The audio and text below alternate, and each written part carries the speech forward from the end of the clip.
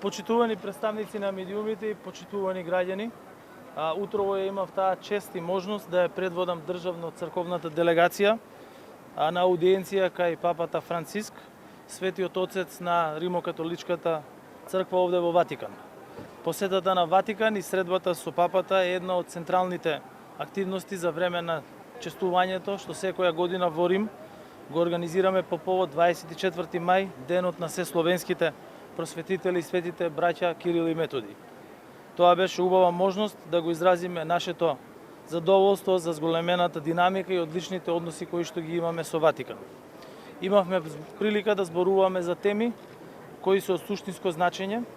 но и од заеднички интерес на Република Северна Македонија и Ватикан. Уште еднаш посочив за огромната вредност на посетата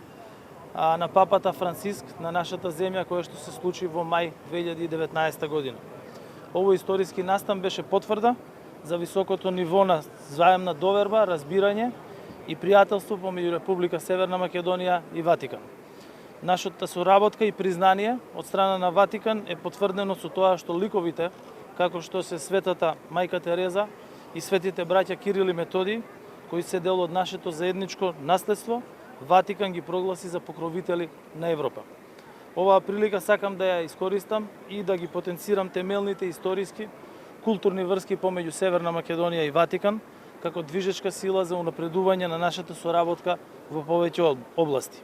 Отпочната е иницијатива за потпишување на договор, односно конкордат, помеѓу Северна Македонија и Светата столица, со кој ќе се регулира уште повеќе статусот на католичката црква во нашата земја и ќе се унапреди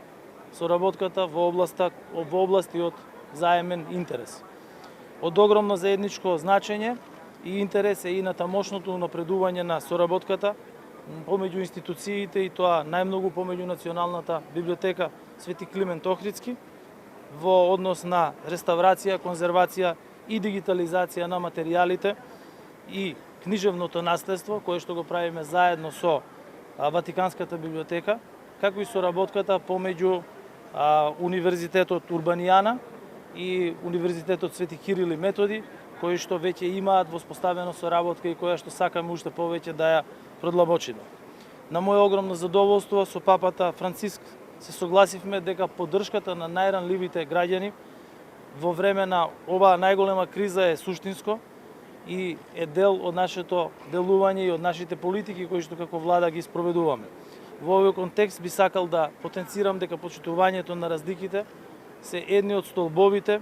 на градењето на општество во кое има место за сите и кое што е пресликано во градењето на нашето македонско општество во кое што сите